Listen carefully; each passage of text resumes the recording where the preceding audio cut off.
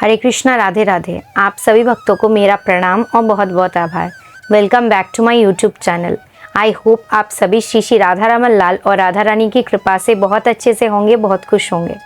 तो आज के वीडियो में हम नवविधा भक्ति पार्ट 5 अर्चनम के बारे में डिस्कशन करने वाले हैं। श्रवणम कीर्तनम विष्णु स्मरणम पाद सेवनम अर्चनम वंदनम दास्यम सख्यम आत्मा निवेदनम। इसके पहले हमने नवविधा भक्ति के पहले के जो 4 पार्ट्स है, श्रवणम, कीर्तनम, पद सेवनम और स्मरणम, इन चारों के बारे में डिस्कशन करे थे डिटेल में।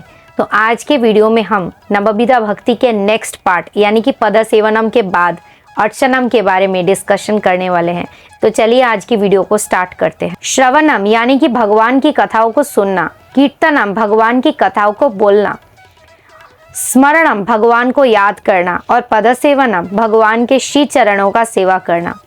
अर्चनम भगवान की फिजिकल फॉर्म ऑफ वर्शिप को कहा जाता है, यानी कि भगवान के श्री विग्रह का सेवा करना। ये नवविधा भक्ति का बहुत सुंदर पार्ट है, जहाँ पे विधि नियमों के साथ यानी कि उपचार के साथ हम भगवान की श्री विग्रह का सेवा करते हैं। विधि नियम यानी कि जो हमारे शास्त्र में मेंशन है उसी के अनुसार हम भगवान की सेवा पूजा करते हैं।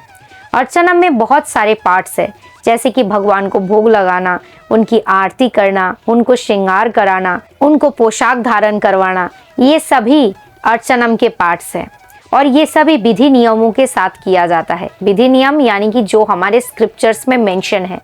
तो अर्चनम का मतलब होता है विधि नियमों के साथ, जो शास्त्र में बताए गए हैं उसी विधि नियमों के साथ भगवान के शिव विग्रह का सेवा और पूजा करना। तो हमने देखा था इससे पहले कि श्रवणम के आचार्य थे परीक्षित महाराज, कीर्तनम के आचार्य सुखदेव गोस्वामी, स्मरणम के आचार्य प्रहलाद महाराज और पद सेवनम के आचार्य लक्ष्मी देवी।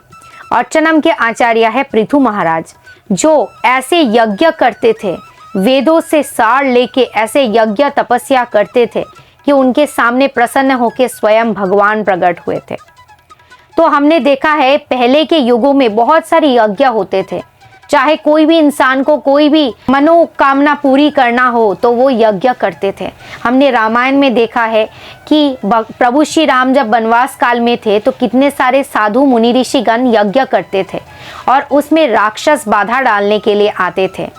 तो राक्षसों को पता था कि ये यज्ञ का कितना ज़्यादा बल है, कि एक यज्ञ से कितना ज़्यादा ताकत मिल सकते हैं, तो इसलिए वो बाधा डालने के लिए आते हैं। और जब भी वो बाधा डालने के लिए आते हैं, ऐसे कई बार हुआ है कि प्रभु श्री राम के हाथों से वो बध हुए हैं।